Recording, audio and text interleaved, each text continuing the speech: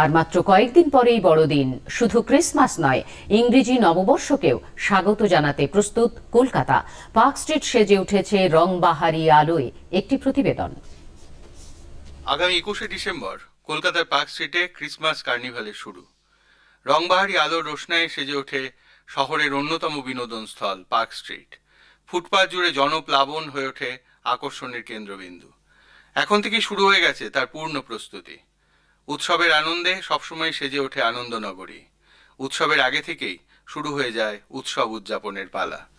ঠিক তেমনি আসন্ন বড়দিনের আনন্দে এখন থেকেই গা ভাসাতে শুরু করেছেন শহরবাসী।